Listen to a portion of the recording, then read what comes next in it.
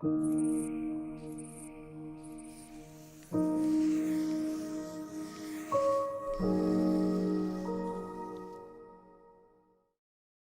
mañana me toca presentar con mucho agrado a nuestra querida Alicia Vega. Investigadora y profesora de cine, ella estudió en el Instituto Fílmico de la Universidad Católica, dirigido por Rafael Sánchez. Entre 1958 y 1990 se desempeña como académica de apreciación cinematográfica en diversos centros docentes. En la Universidad Católica, por supuesto, en el Instituto Pedagógico, en la Escuela de Arte, en la Escuela de Arquitectura y en la Escuela de Artes de la Comunicación, la antigua EAC. Pero también estudió cómo enseñarle cine a los niños. Ella es realmente una maestra. El concepto de maestro para nosotros se ve hoy día encarnado en nuestra querida Alicia. Desde el año 85 en adelante, Alicia comenzó a desarrollar talleres para niños en sectores marginales y también en sectores rurales. Y ella fue, digamos, quien inspiró al cineasta Ignacio Agüero para su ya emblemática película 100 niños esperando un tren. Alicia también nos regaló una obra que hoy día tiene plena vigencia, que se llama Revisión del cine chileno, que fue escrita en 1979. Y luego, hacia fines del 2006, aparece el Itinerario del cine documental chileno, 1900-1990, que ha sido un aporte fundamental al estudio del documental en nuestro país. También ha escrito crítica. Alicia ha participado en revistas quizás que hoy día algunos de ustedes no conocieron, pero sí que son parte importante de nuestra historia, como la revista Hoy y la revista Mensaje. Y fue creadora de un programa que se llamaba Cineforo Escolar. Podríamos seguir hablando muchísimo más sobre Alicia Vega. Yo creo que la gran palabra es entrega. Entrega, cariño por su oficio y ella es una persona que está plenamente vigente y nos acompaña hoy día en nuestra primera clínica sobre realizadores de cine chileno. Ahora voy a invitar a Alicia, que nos acompaña, que va a presentar la película 100 niños esperando un tren de Ignacio Agüero. Yo pedí que en vez de interrumpir el trabajo que vamos a tener de aquí hasta la 1, con imágenes de la película 100 niños esperando un tren, la viéramos primero de manera continua, la película entera, tal como se creó, tal como el realizador pensó en los tiempos, de manera que tuviera su plenitud en el sentido de entrega al espectador. Y entonces la vamos a ver entera, que dura casi 1 hora, y enseguida vamos a trabajar sobre algunos aspectos de mi relación que está representada en esta película como un testimonio con el trabajo que realicé durante 30 años con niños de distintas poblaciones de sectores pobres.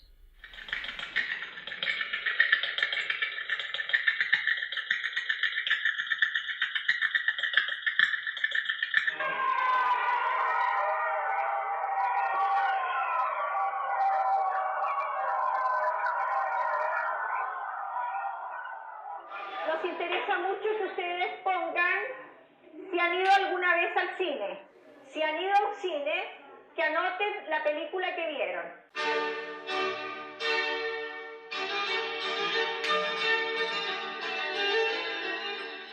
Sentí que el niño de colegio gratuito está muchísimo más desplazado porque, por ejemplo, no venían nunca al cine. Cuando ustedes ven una foto, están todos fijos. Entonces, algunos investigadores decían qué sensacional sería que esta imagen pudiera moverse, que nosotros pudiéramos registrar el mismo movimiento Él había sido alumno en la Escuela de Artes de la Comunicación de la Universidad Católica. Y cuando yo hice el primer taller, el año 85, hice la exposición final y lo convidé a él para pedirle si podía filmarme un momentito de la exposición como un testimonio. Quería dejar como un recuerdo de ese primer taller. Y él llevó su cámara y filmó, pero me dijo que se había impresionado mucho de ver la cantidad de trabajos que habían hecho los niños y que a él le gustaría mucho filmar un próximo taller. Y yo, como lo conocía, le dije que muy bien. Y al año siguiente él no pudo conseguir los recursos que necesitaba para su película y al año siguiente, es decir, para el tercer taller, pudo hacerlo y este fue el de Lo Hermida. Cuando esto ya se hizo realidad, yo le dije, mira, vamos a hacer un trato. Yo confío plenamente en tu prudencia, tu respeto hacia los niños, tu respeto hacia sus grupos familiares, y sé que vas a ser una persona con mucha conciencia social para filmar lo que estamos, lo que ellos van a, el trabajo de estos niños, lo que ellos van a vivir durante estos meses. Pero quisiera pedirte que tú no vas a interferir para nada en el taller. Es decir, si tú quieres que los niños entren por la izquierda y yo los estoy haciendo entrar por la derecha, mala suerte para ti. Yo voy a hacer el taller exactamente como lo hago, como creo que tengo que hacerlo, con los tiempos que le doy a cada materia, a cada actividad de los niños. Y por otra parte, yo te aseguro que no voy a influir en nada en lo que tú estás haciendo cinematográficamente. Yo eso lo cumplí, ni siquiera vi por la cámara, por el visor nunca, no supe lo que él estaba haciendo y nos atuvimos exclusivamente a esta regla. De manera que cuando ustedes aplaudieron la película, lo aplaudieron a él. Siempre han dicho que esta película se mantiene viva porque uno como espectador está como espectador del taller, porque ni siquiera los niños supieron que se estaba filmando lo que allí sucedía, para no interferir con la normalidad del taller, que los niños estuvieran realmente trabajando en su vida real sin tener que estar posando, ni haciendo gestos, ni cuestiones para la cámara. Y esto se pudo porque él fue muy inteligente.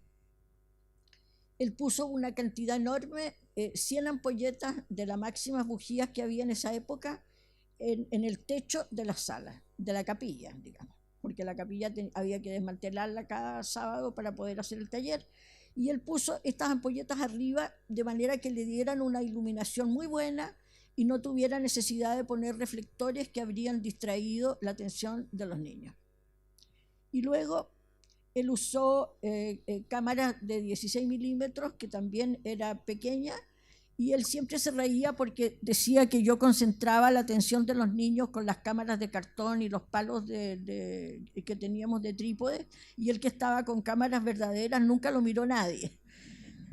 Entonces fue muy bueno porque los niños al comienzo creyeron que estas personas estaban sacando fotografías y después ya se acostumbraron y nunca más se fijaron en ello.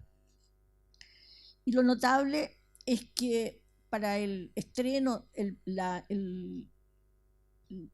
digamos, la anticipación del estreno de esta película se hizo en la misma población, en la noche cuando ya estaba oscuro.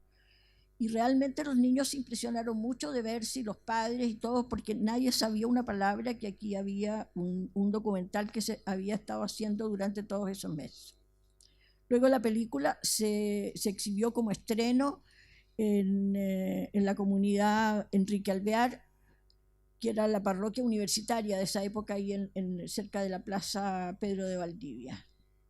Y después no se pudo estrenar porque la película fue censurada. Bueno, yo quisiera ahora hablarles de cómo se inició esto, porque cuando decidí hacer un taller para los niños de Huamachuco, estructuré un programa, y eso es muy importante siempre para cualquier actividad que uno se proponga, especialmente si la va a hacer con niños que van a tener que asistir durante un periodo, y entonces hay que ser muy claros. Y yo esto lo he repetido durante los 30 años que se realizó el taller en distintas partes, y siempre con una respuesta de mucho agrado de los niños participantes, y es decirles siempre las cosas en forma absolutamente transparente. Aquí vamos a hacer un taller en esta sala, y lo vamos a hacer, si es los sábados o el día que sea, todos los sábados a la misma hora. Nosotros los vamos a estar esperando. Yo dirijo este taller, trabajo con este equipo, estos son los monitores, se los presento a todos, y vamos a trabajar aquí con ustedes durante el horario de tal a tal hora, y vamos a hacer un programa en que vamos a aprender distintas cosas sobre el cine, y el programa está colgado en un muro. Entonces, la primera sesión, tal cosa, y llegamos hasta 24, 26, depende del tiempo que va a durar el taller, y ahí está expuesto. De manera de quitarles la angustia a los niños. Ellos siempre son curiosos, quieren saber qué va a pasar. Y esto se termina, se elimina. Tía, ¿qué vamos a hacer la próxima semana? Vaya a leer ahí lo que sale. Entonces, ellos tienen una carpeta en la cual tienen escrito el mismo programa, y inventamos que le ponemos un autoadhesivo de color a cada fecha, de manera que cuando ellos vienen en su propia carpeta anotan que ya vinieron a la 1, a la 2, a la 3, a la 4. Si faltan uno, se los saltan y después siguen, pero ellos van sabiendo en su carpeta lo mismo que tienen anotado ahí en el muro, y entonces las cosas están claras. Si él faltó, faltó por su cuenta, pero nosotros, encargados del taller, hicimos igual la sesión. Al revés sería que ellos vinieran y nosotros no viniéramos, que ese es el problema que tenían en esas épocas los distintos talleres que distintas comunidades, distintas personas les ofrecían a los niños o a los adultos. Iban 2 o 3 veces y después nunca más. Entonces había una decepción de parte del trabajo social que se hacía en las distintas poblaciones, y nosotros impusimos una manera de trabajar que a muchos les encantó, y empezaron entonces a basarse en eso para ser más cumplidores y para trabajar con más prolijidad. Cuando uno propone un trabajo, tiene que tener la absoluta conciencia de que lo va a cumplir, y pase lo que pase, allí va a estar. Igual con los recursos económicos. Yo nunca empecé un taller sin tener todo cubierto, de manera de que yo sabía que íbamos a tener al final del proceso la plata para arrendar los buses que tenían que llevar a los niños y la plata para pagar el cine. Porque uno a mitad de actividad no puede decir: niños, hasta aquí llegamos, se nos terminó la plata. Entonces hay que estar prevenido absolutamente para todas las cosas. Y eso es bien importante, porque en el fondo lo que hace es, a través de estas pequeñas cosas que se van multiplicando, todas las delicadezas que se tienen con los niños, tener los lápices con la punta sacada, que existan las hojas, que los trabajos, los ejercicios estén todos a mano, todo listo, que alcance para todos. Va creando en el niño y en su grupo familiar también una conciencia del respeto que se le tiene a los participantes. Uno no saca nada con decirle: yo los quiero mucho, estoy muy interesado en la población, en esto y lo otro, si estoy faltando y voy día por medio y llego atrasado y no tengo todos los materiales que ellos necesitan. Son los hechos los que van, sin palabras, demostrándole a la gente que uno los respeta. A los niños al comienzo les curioseaba mucho el saber por qué yo, por ejemplo, personalmente barría afuera barría la sala, ese era mi trabajo, mientras los monitores hacían otras cosas de instalarse con las mesas, pero yo tenía mi trabajo específico que era barrer y barría hasta afuera en la calle. Me preguntaban siempre, ¿por qué barre, tía? Bueno, porque los estamos esperando. Ustedes son nuestras visitas, ahora son nuestros invitados, y aquí les tenemos presentado lo mejor posible. Y para nosotros lo mejor es tenérselos limpios. Porque había colillas de cigarro, estaban las jeringas, las drogas, estaba todo botado afuera siempre, y nosotros siempre lo mantuvimos limpio.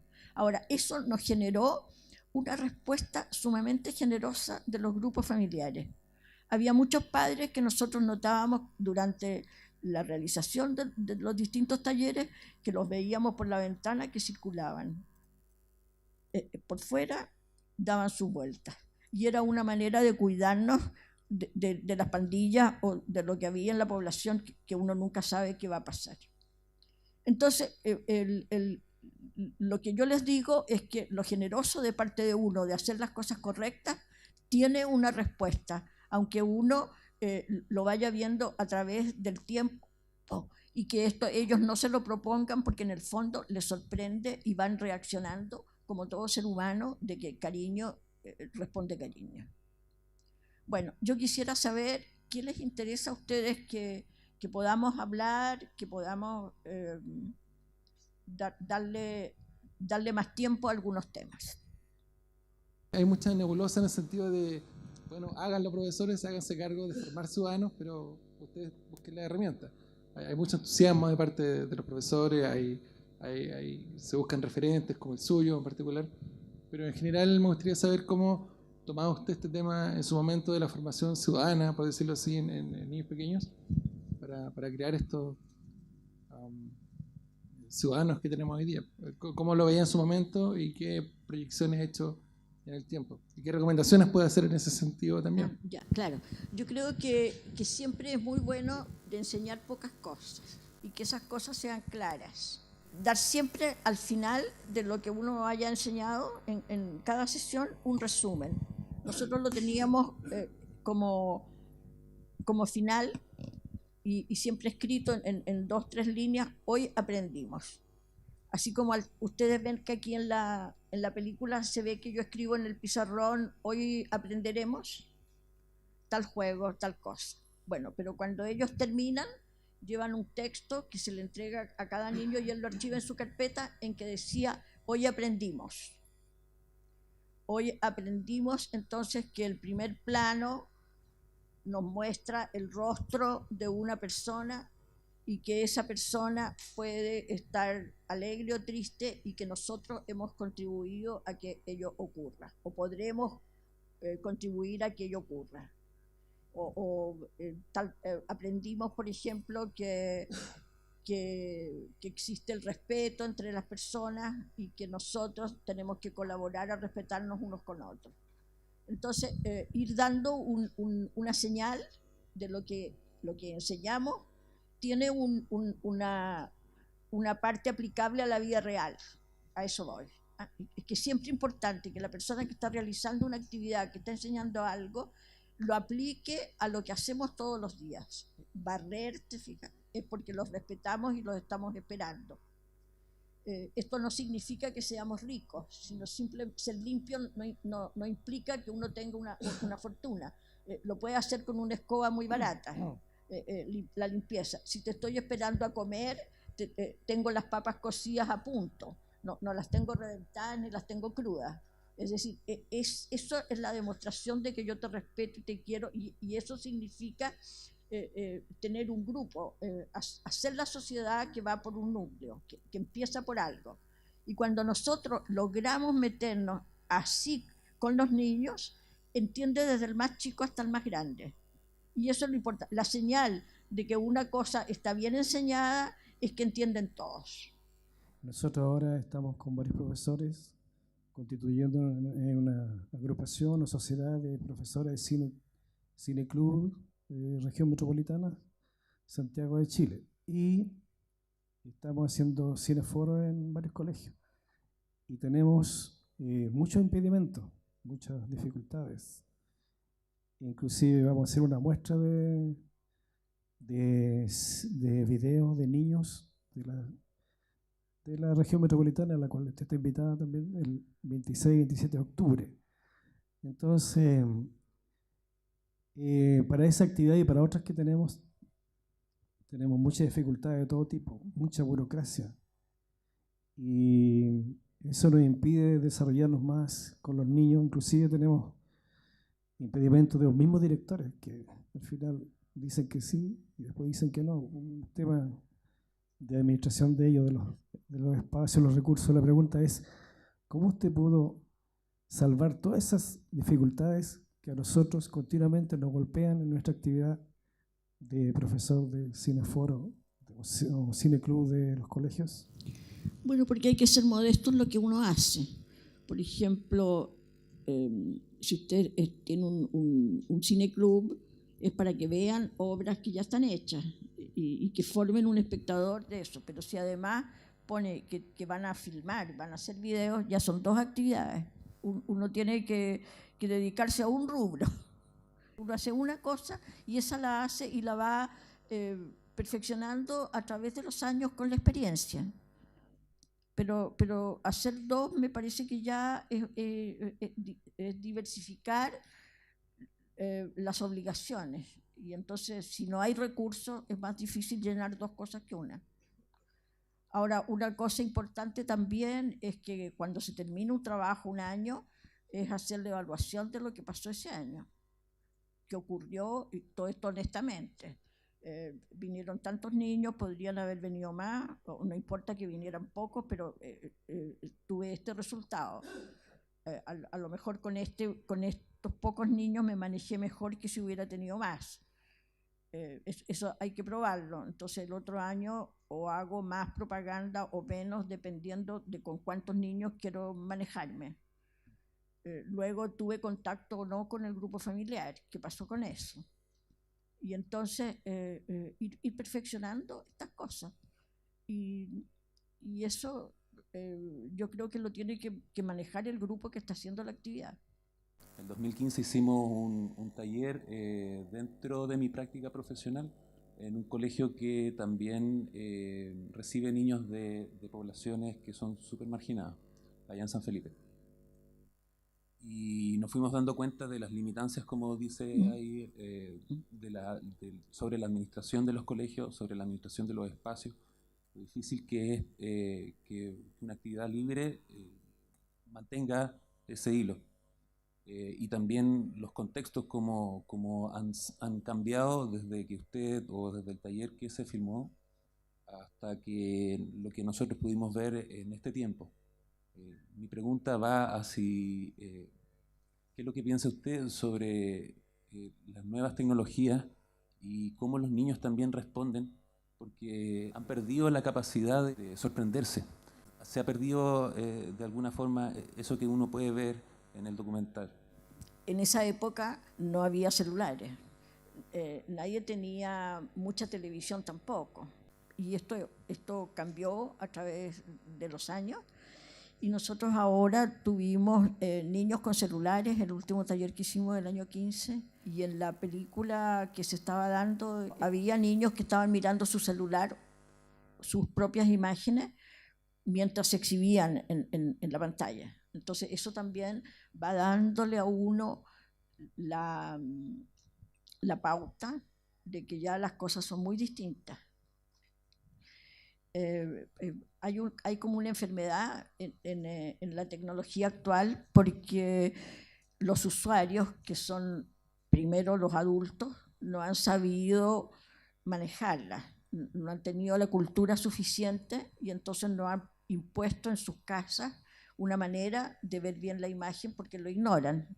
Todo esto ha sido sorpresivo y ha tomado a la gente sin ninguna defensa.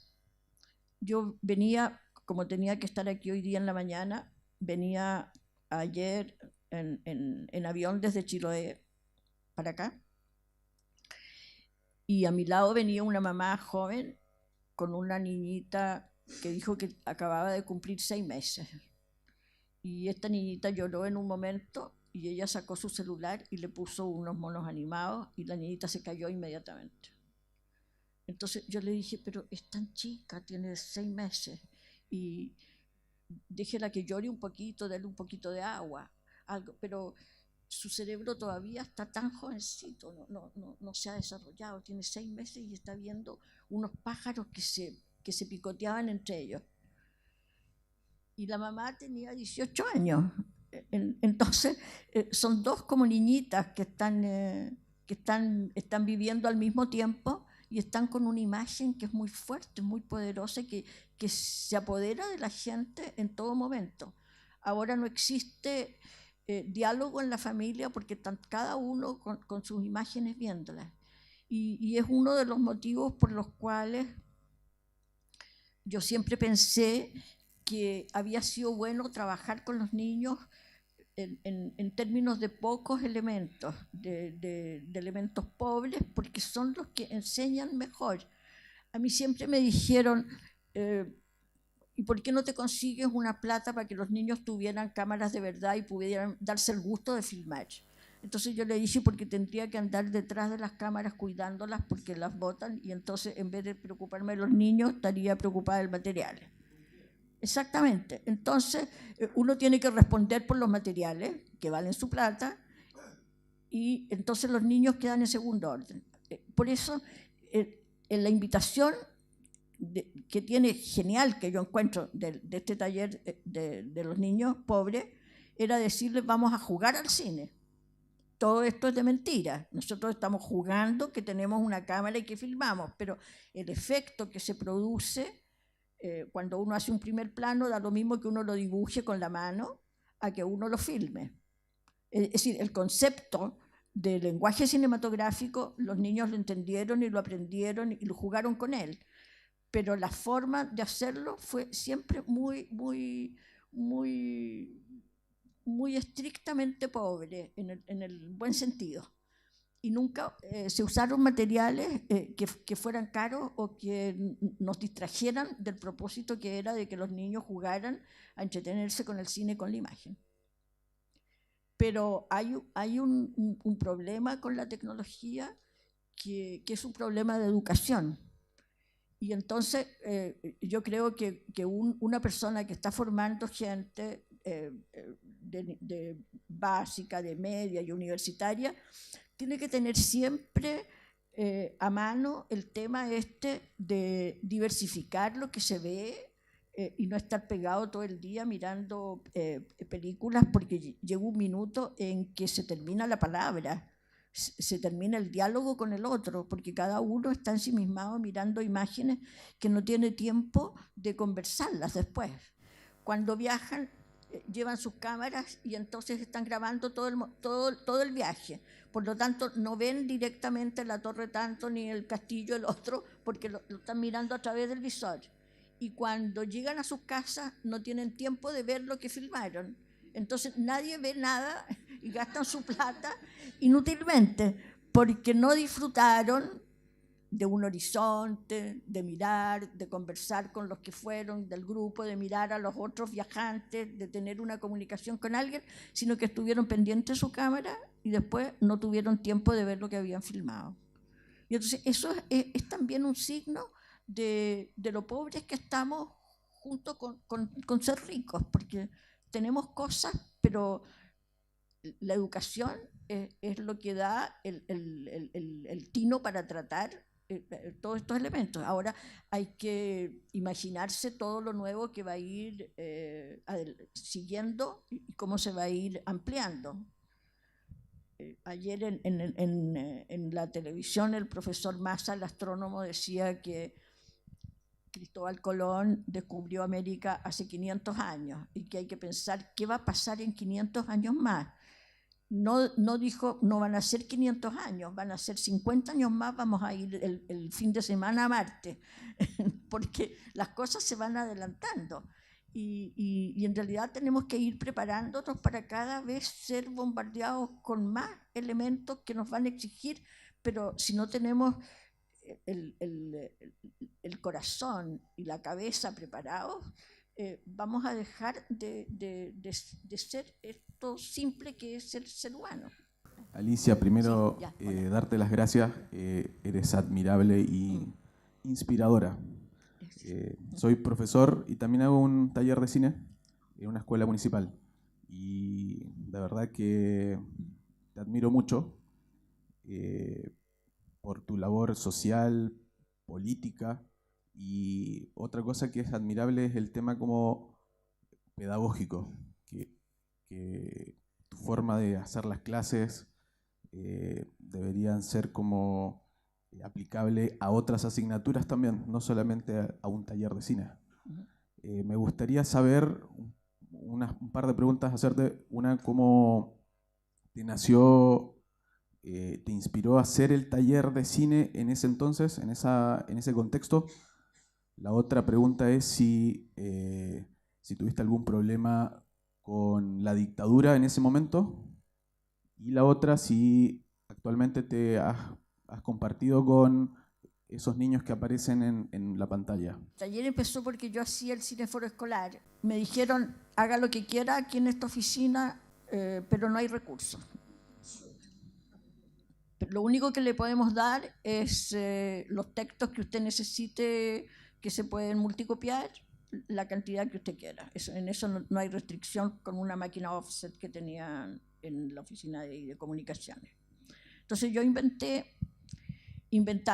convidar a un cineforo, arrendando un cine, película, equipo para grabar lo que los niños decían sobre la película, el foro mismo, y convidar a los colegios católicos pagados y que cada niño pagara su entrada, como si fuera al cine.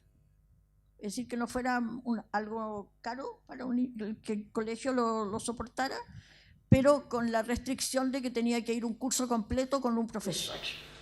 Y arrendé el cine Normandí, que en esa época tenía 900 butacas, que era el más grande que había central en Santiago, y que estaba en la Alameda, al llegar a la Plaza Italia. Y entonces iban de distintos colegios, copaban y llamaban por teléfono, y cuando yo tenía los 900 niños, iban, y entonces yo hacía todos estos gastos con la plata que recibía.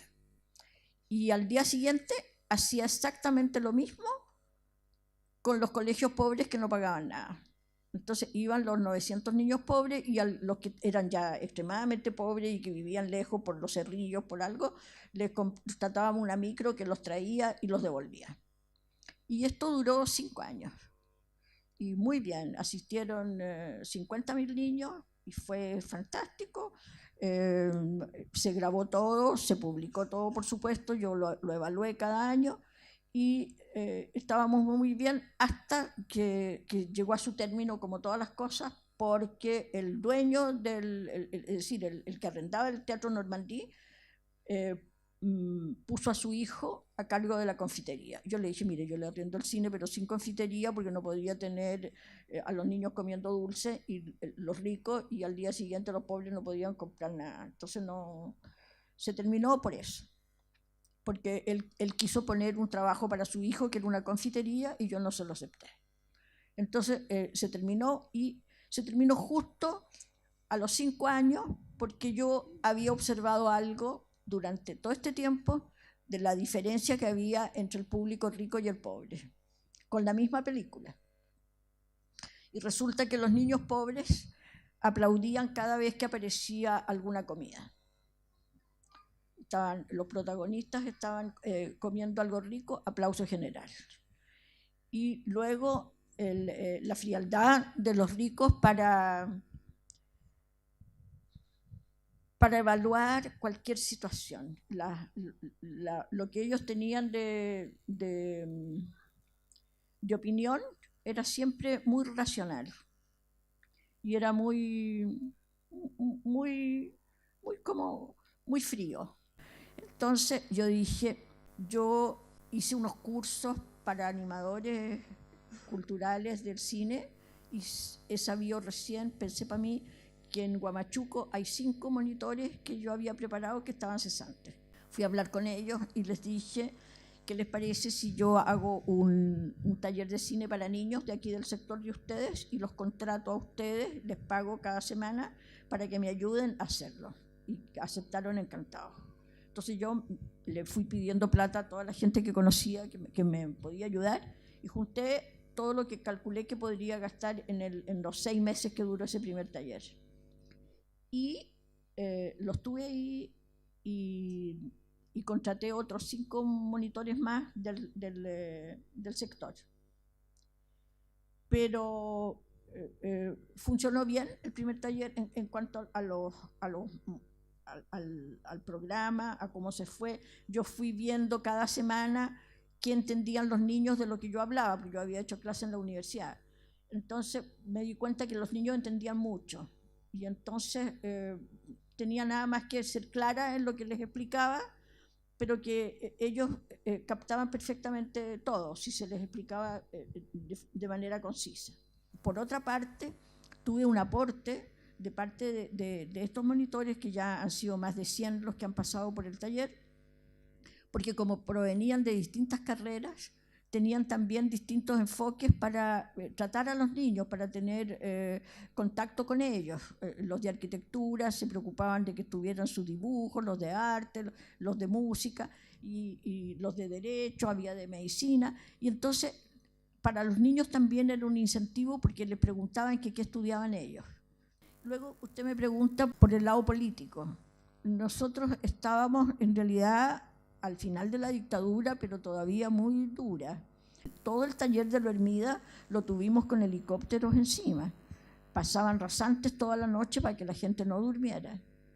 Y luego, por la pobreza, la gente estaba toda colgada de la luz. En esa época nadie pagaba la luz, todos estaban colgados robando luz, pero en parte era por la pobreza y en parte era porque así las ratas no se subían a las camas o a los jergones, que había mucha pobreza.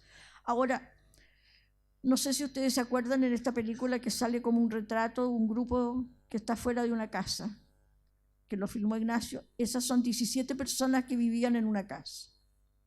Y ellos en la noche tenían que estirar ahí sus colchones, porque los tenían que retirar en el día para poder circular. Pero yo esta semana pasada leí que hay tomas ahora en que la gente dice, somos 17 personas en una pieza o en 2 piezas. Es decir, estamos exactamente igual que hace 30 años.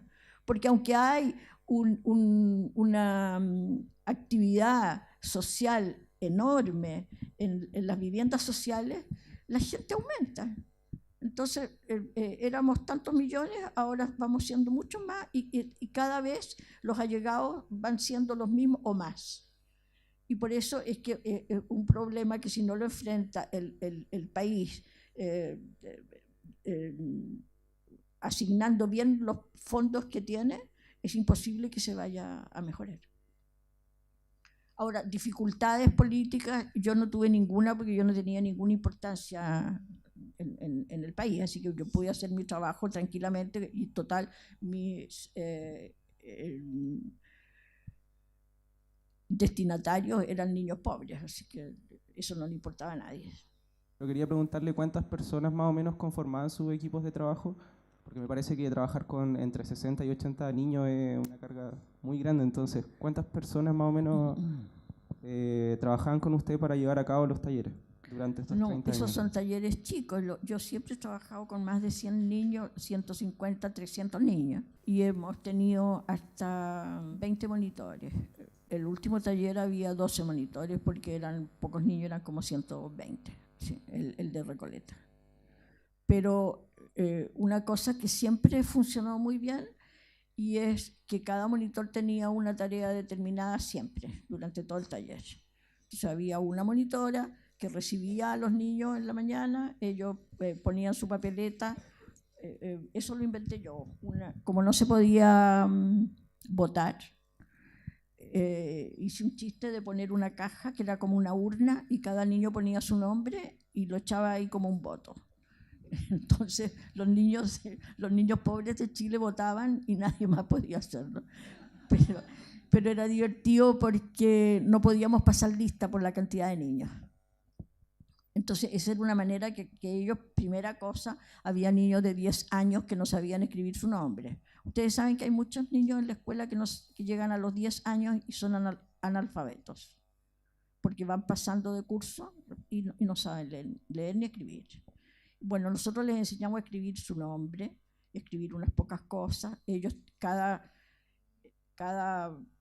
en cada sesión tenían que anotar en un cuadradito el nombre de la película que estaba escrito en el pizarrón, el director, el año y el país de donde procedía la película.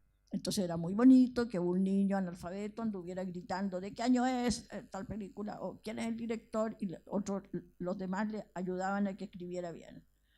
Entonces fue una cosa compartida de que se mejoró un poco más por el interés que ellos tenían, los analfabetos, en hacer lo mismo que hacían los otros que sabían un poco más. Pero esto, había esta persona que recibía a los niños en la mañana, había otro que los llevaban a las mesas donde ellos se agrupaban, otro que era el que distribuía los ejercicios que se iban a hacer esa mañana, otro equipo que era el que daba las películas, que ya desde la mañana estaba oscureciendo el lugar, y los que estaban trabajando en taller, en asistir a los niños durante todo el trabajo. Ahora, una cosa que también, eso funcionó siempre, todos haciendo lo mismo, todas las sesiones, porque eso le quita angustia a los niños. Saben que hay un marco y que eso va a ocurrir todos los sábados, que no hay ninguna sorpresa, que lo que cambia es el contenido. Cambia el contenido de la materia, lo que se les enseña, la película que se les exhibe y los juegos que hacen durante el recreo. Y la comida que hay para la colación, que también cambiaba toda la semana. Que eran otros monitores los que repartían eso. Y otros que estaban, ojo, en los baños. Siempre tuvimos un hombre en el baño de los hombres y una mujer en el baño de la niñita, porque ahí siempre ocurren cosas raras. Entonces siempre tuvimos la precaución de estar adelantándonos a cualquier cosa. Es bonito que los niños sintieran que este marco a ellos les daba una seguridad que no tenían en su casa. Yo siempre he tenido pena, digamos, por la mamá o el papá, porque los niños siempre le tienen distancia y los reprochan. Porque la familia pobre como estructura social no tiene planes, no tiene futuro, porque no tiene nada. Una familia, papá y mamá, no puede decir el domingo nos vamos a comer un pollo y después de almuerzo vamos a ir al parque y vamos a tomarnos un helado cada uno. Eso no existe. Y para un niño eso es doloroso, porque la televisión que está viendo todo el día le muestra que todos comen todo, que todos vayan a todas partes, que todos vuelan, que todos hacen de todo, y que se visten de tal manera. Y el niño pobre nunca ha tocado las cosas. Esa fue una de las primeras percepciones que yo tuve, que el niño pobre no toca una ropa buena que ponerse, no tiene paraguas, no tiene unas buenas botas que cambiarse cuando llueve. Y el niño no huele una comida rica en su casa. Y todo es culpa de los padres, porque son ineptos. Y entonces hay que enseñarle a los niños que respeten a su papá y a su mamá, que con un trabajo enorme los tienen y tratan de darles lo mejor que pueden. Y si tu mamá, a la hora de la colación, les decíamos siempre, si tu mamá te pudiera dar pollo con papas fritas todos los días, no tengas la menor duda que lo haría, pero la plata no alcanza. Así que ahora nosotros hicimos un asadito para ustedes y ustedes se lo comen a nombre de su papá y su mamá. Y siempre ellos se rieron, pero dentro del humor que podía haber ahí, fueron entendiendo, creo yo, que las cosas son duras. La vida real es muy dura. Entonces uno tiene que tratar de entender el punto de vista del otro. Nosotros tuvimos siempre una comunicación muy buena con los grupos familiares. Primera cosa, el respeto. Respeto que provenía de informarlos. Le mandábamos una carta en la que decía, el próximo sábado vamos a tener exposición de los trabajos que hemos realizado hasta ahora, lo invitamos de tal a tal hora. Después, como está lloviendo, le rogamos que se preocupen de abrigar bien a los niños, de estar pendientes de que no se vayan a resfriar o pescar otra cosa. Si un niño faltaba 2 veces, yo le mandaba una carta a su casa preguntándole por qué no venía o iba a verlo para saber si estaba enfermo o no. Y ahí entonces me comuniqué muchas veces con casos bastante dramáticos de la vida de cada uno de los niñitos, que no se notaba nada, que algo pasaba. Y ahí me di cuenta la cantidad de niños que hay que no viven con sus padres, sino con sus abuelos, porque los padres se separaron y cada uno forma una familia distinta y ellos no los ven nunca más o muy poco. Y entonces los abuelos quedan a cargo de los niños y por eso tenemos los niños analfabetos, porque ellos no van al colegio. Les da flojera en la mañana levantarse y simplemente no van. No, el abuelo no tiene autoridad. Y como es un abuelo pobre, ellos pasan por encima, no hay ningún respeto. Yo hago lo que quiero porque tengo sueño y me quedo en cama. Y entonces hay otros niños que todo lo contrario, están pendientes de sus abuelos. Había un niño en La Legua que cuando había naranjitas chicas de las clementinas, él iba y me decía, me puedo llevar las que sobraron porque a mi abuelo le gustan. Entonces siempre estaba pendiente de llevarlo algo a su abuelo. Pero es bonito que uno tenga claro el acontecer, en que es difícil, es muy difícil que alguien sobreviva a la pobreza, pero uno tiene que ayudar.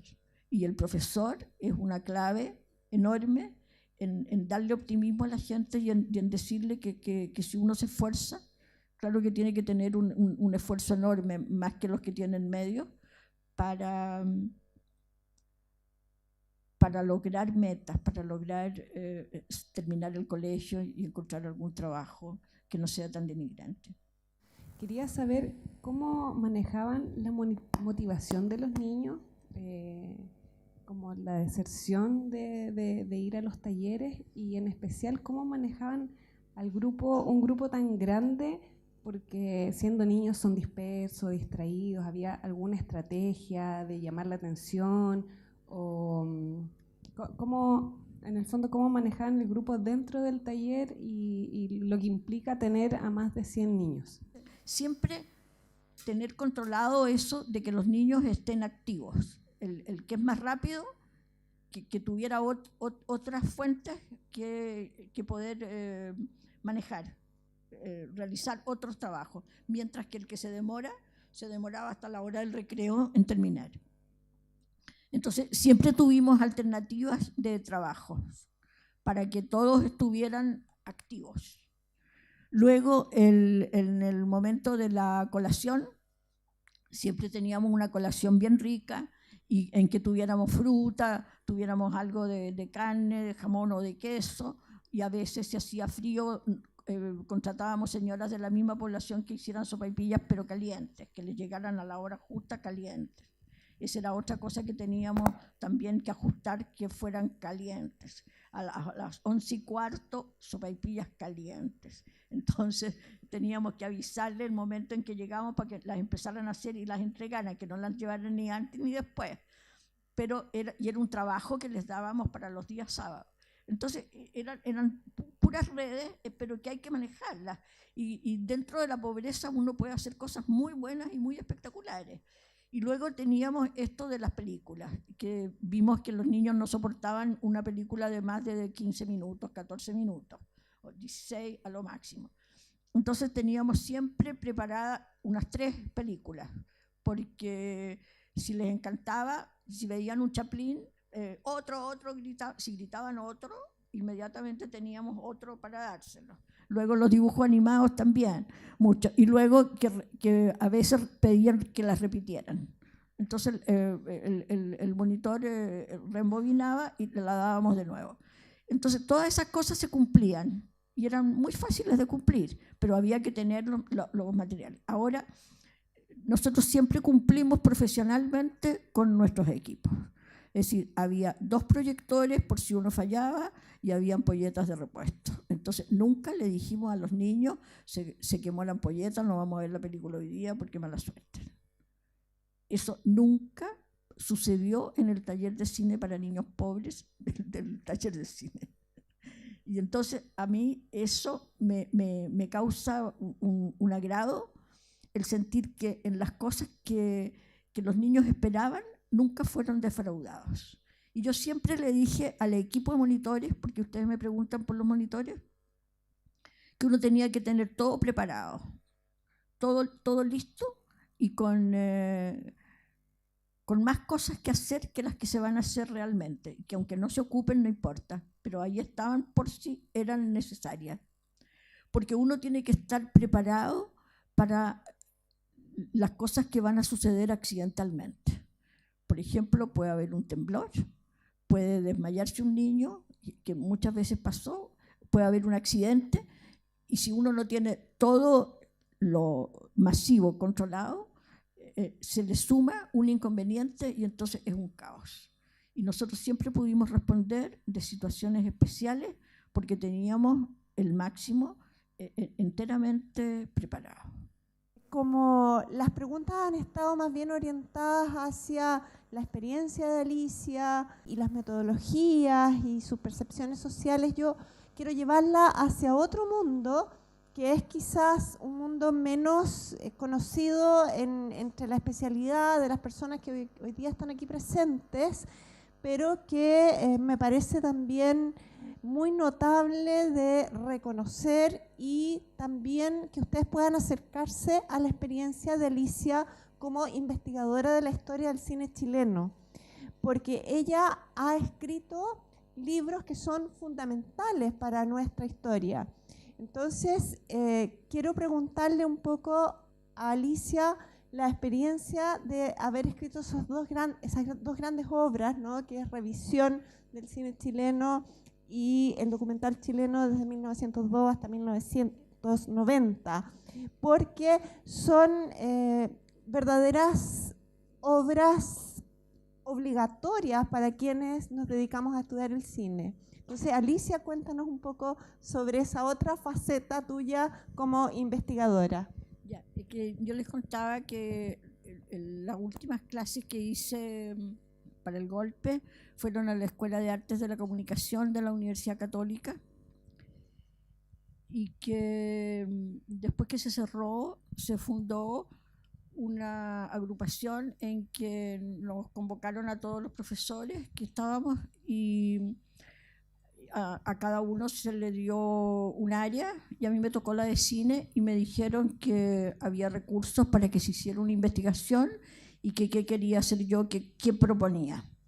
Y yo siempre he sido práctica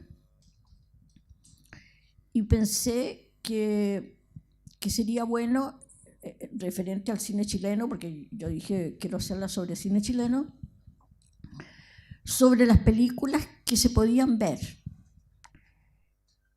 hablar sobre ellas, estudiarlas y mostrar elementos que en general una persona que no tiene una formación cinematográfica no tiene por qué advertirlo, pero uno mostrárselos como persona especializada. Y entonces les dije, yo quisiera trabajar con los 5 exalumnos que tuve, entre los que estaba Agüero, como ayudantes, y quisiera investigar qué películas chilenas hay en este momento de ficción y de documental que puedan verse. Porque siempre se habla de tal película chilena, pero se perdió. Entonces, ¿qué elementos tiene uno para decir si era buena o mala? O si tenía valores de tal tipo.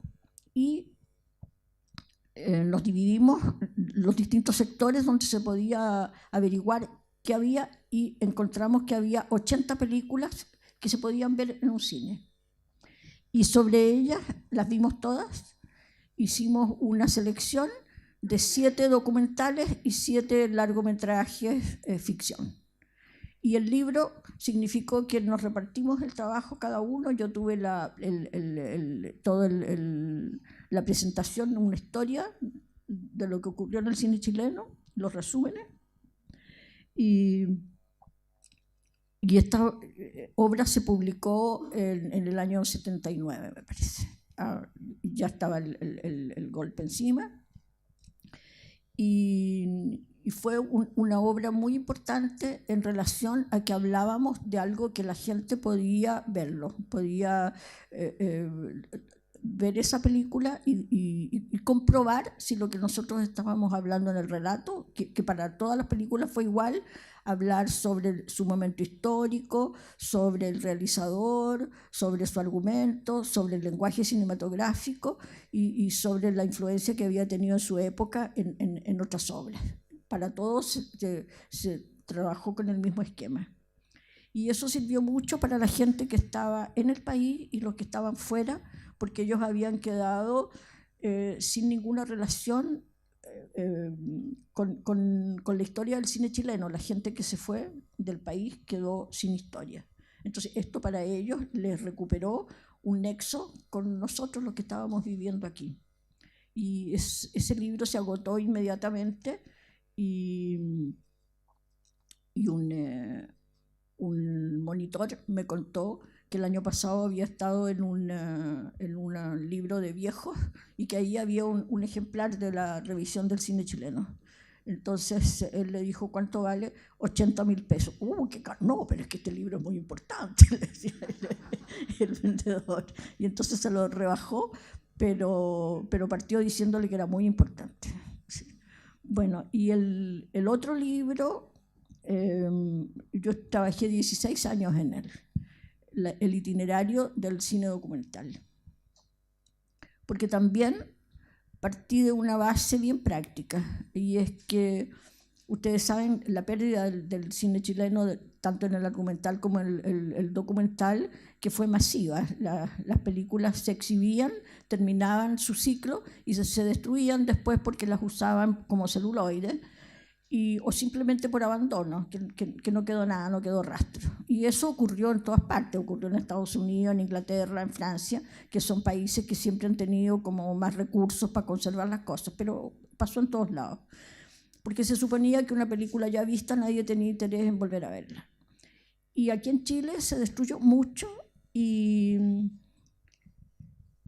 entonces yo dije, voy a buscar en lo que hay de testimonio de que estas películas existieron, y era la prensa. Entonces busqué en la Biblioteca Nacional con un ayudante, por supuesto, y trabajamos 4 horas diarias durante 16 años y encontramos, había un catastro que había hecho, pero solamente del ficción, largometraje ficción, la Universidad de Chile, la Cineteca de la Universidad de Chile. Pero todo lo demás lo tuvimos que buscar nosotros, y en época en que la Biblioteca Nacional no tenía ningún registro de nada y había que pedir el ejemplar original y copiarlo a mano, con lápiz grafito, porque no permitían otro medio para sacar, por eso la demora en la investigación. Pero se revisó toda la prensa, todas las revistas, de cine especialmente. Yo tenía heredada de un tío abogado, una colección de la primera revista del cine chileno que hubo, la revista cinematográfica, la tengo completa. Así que eso lo tenía en mi casa. Y luego la revista Ecrán, que uno siempre la miró con tanto desprecio, por lo frívola, tenía una columnita que fue La Salvación, porque ahí tenía siempre lo que había ocurrido en el cine de 16 milímetros, que siempre se filmó bastante porque era más barato para el documental. Y todo eso se fue incorporando, y yo hice esta obra pensando desde el comienzo del cine chileno, del 1900 al 1990, porque en el 90 empezó las nuevas técnicas digitales, entonces no había relación entre las películas que se filmaron en celuloide con las que vinieron posteriormente, que son muchísimo más baratas de producir, con cámaras y equipos muchísimo más livianos, más transportables. Entonces no había comparación entre la manera de filmar de una época con la de otra. Y por eso el final lo puse al año 90, cuando se terminó de filmar en celuloide. Y esto tanto para el argumental como el documental, pero yo estaba haciendo el itinerario del cine documental. Y allí entonces están como casi 300 películas que se seleccionaron, porque tampoco se podían poner todas las películas de un solo autor. Seleccioné algunas de ellos, las más relevantes en términos de cómo las acogió la prensa. Y entonces hay testimonios de que la gente vio tal cosa, se vio tal película y las chispas saltaban dicen, del proyector a los comienzos del 1900, y entonces se quedó la sala oscura. Comenta una persona en Valparaíso, después otro, hasta que se va produciendo una profesionalización de la exhibición de esto, y también de las personas que comentan. Hay muchos comentarios que son frívolos o que no tienen ninguna importancia, ninguna relevancia, porque no hablan del lenguaje propiamente. Ayer estuve leyendo una investigadora inglesa que dice que las personas que escriben crítica de cine, las menos son las mujeres, y que muchísimo más, como el 70%, la crítica la escriben los hombres, y por lo tanto hay una mirada masculina acerca del cine, y eso incita a la gente a ir a verla con esa mirada en vez de mirarla con la otra de las mujeres. Entonces, todo eso es una cosa que va ocurriendo con los tiempos, los cambios, pero antes nadie escribía con su nombre, sino hay seudónimos o gente anónima que escribe sobre algo que tampoco entiende mucho. Pero son los únicos testimonios que hay sobre gran parte del cine chileno. Y es bien útil leer lo que se dijo en su época, cómo la gente tuvo que formarse sola. Yo siempre he dicho que a uno no le enseñan a ver películas. Uno las sabe cada uno a su manera, y las entiende y las disfruta o no le gustan. Pero lo que hace la persona que sabe cine es que a uno le enseña algunos elementos en que le puede mejorar la visión. Si uno sabe que un primer plano implica un acercamiento no solo físico al personaje, sino que a su interior, porque uno le ve los ojos de cerca, puede ver algo que no se ve a la distancia. Uno cuando ve una película y ve que aparece un primer plano, tiene como más conciencia de que ahora es el momento de aprovechar, de introducirse en el personaje. Y cuando uno sabe esas claves, va mejorando la visión que tiene del conjunto de la película entera. Y eso es lo que tiene que hacer un profesor. No ser tan cachiporra de decirle a los alumnos, yo les voy a enseñar cine. Eso es mentira.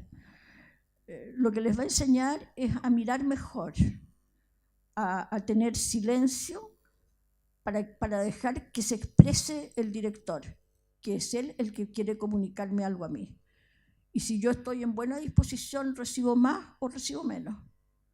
La perspectiva que tiene que tener el que está a cargo de un taller, de no decirle a los participantes, porque estoy haciendo taller de cine, es lo más importante, que es lo más entretenido, uno tiene que decirle que es tan bueno como el taller de folclore o el taller de teatro o el taller de danza, y que mientras más estemos abiertos a ver los valores que tienen esos otros talleres, esa otra gente que trabaja en otras cosas, más nos vamos a enriquecer nosotros y vamos a ver mejor las películas, porque vamos a tener una plataforma más rica. Y entonces en el taller de cine, por ejemplo, siempre llevamos un invitado músico, que aquí en la película vemos que es este niño violinista, que ahora es primer violín en Argentina. Y otras veces hicimos que el cine mudo, contratamos un piano y había una pianista que le tocó a los niños mientras ellos veían la película. tal como era en la época antigua. En Puerto Montt convidaron a una violinista que era muy famosa, que era polaca, creo, y pasó por Ancud, donde nosotros estábamos haciendo el taller. Entonces ella vino y tocó para los niños, y los niños se enloquecieron aplaudiéndola y se subieron al escenario donde ella tocaba y la abrazaban. Y ella llegaba a reírse y en un momento lloró y nos dijo a nosotros que nunca había tenido un público como ese. Entonces uno nunca tiene que decir, yo enseño esto porque esto es lo que yo sé. No, yo abiertos a la lectura.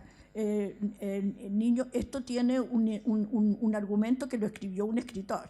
Entonces, hacerle alertar de que existen los libros y que en la escuela a lo mejor hay una biblioteca donde ellos pueden sacar algún libro y alguna vez leer. Y eso les va aumentando a ellos su riqueza y los va emparejando con otros, porque uno tiene que tener un puente para hablar con las demás personas que tienen intereses distintos. Y ahí está la clave de la cultura. Mi pregunta es la siguiente.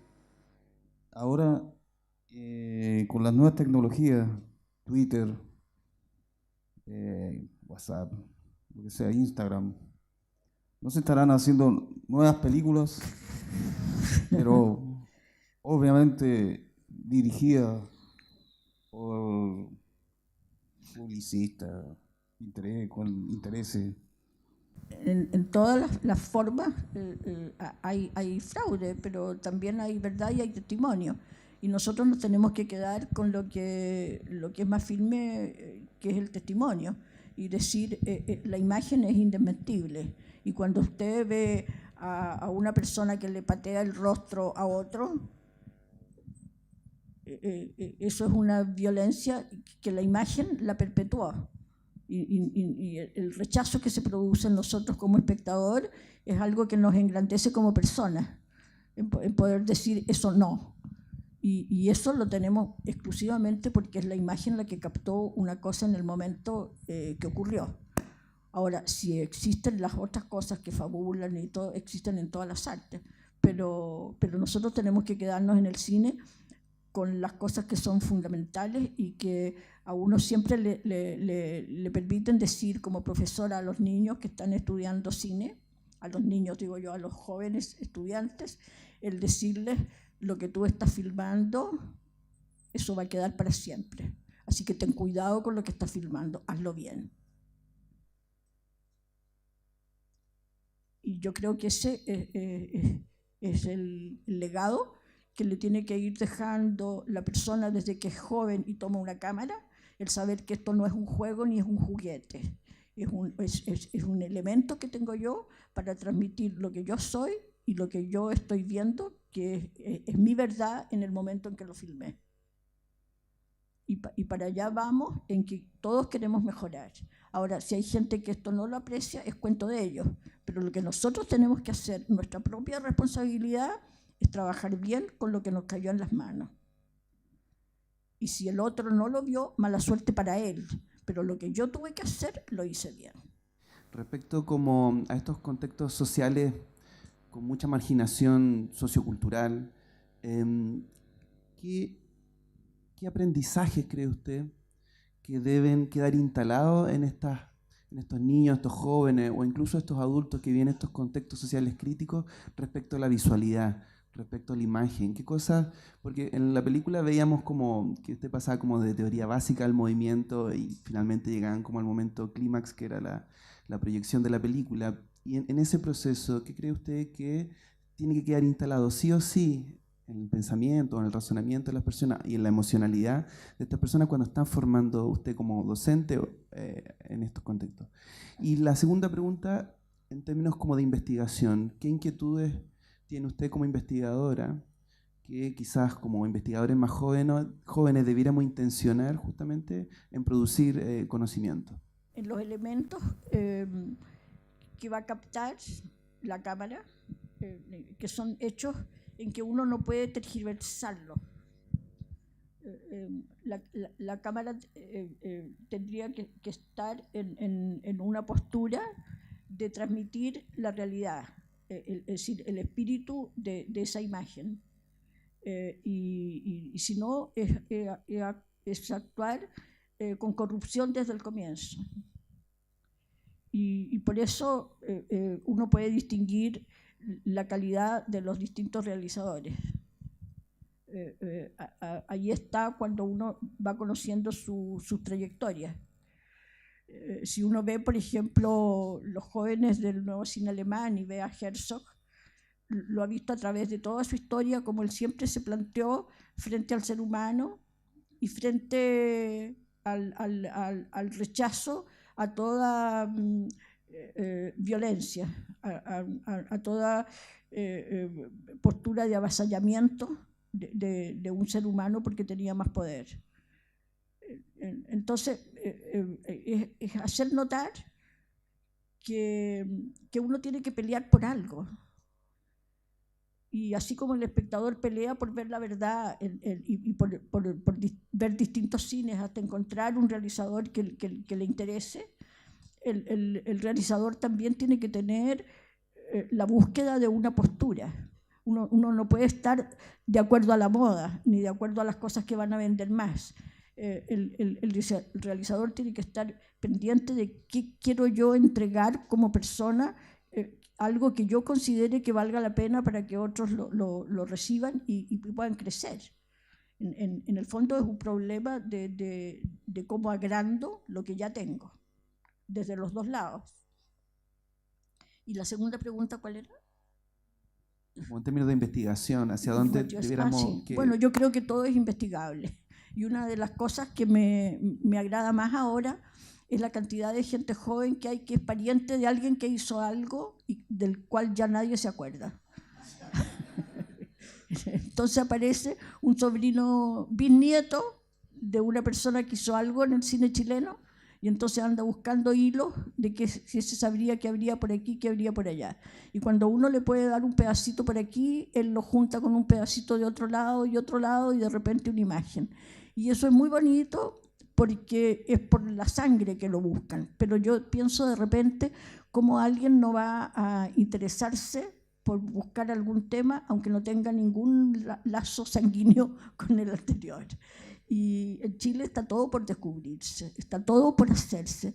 Y yo creo que ese es el incentivo máximo para la gente con sensibilidad, con inteligencia, con deseos de hacer crecer el país, en que nos preocupemos de nosotros, qué tenemos que ver con la cultura francesa, con la cultura alemana, con las culturas de otras partes que tienen millones de personas y mucha plata para hacer toda la búsqueda. Nosotros tenemos que concentrarlo en lo que nosotros somos, en lo pobre que estamos ahora y lo pobre que fuimos, pero de ahí, de esas cenizas, encontrar lo que es de nosotros, lo que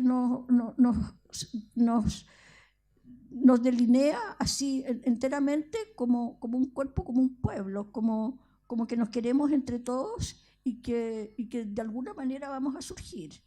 Y aunque vengan cosas muy adversas, siempre podemos pararnos.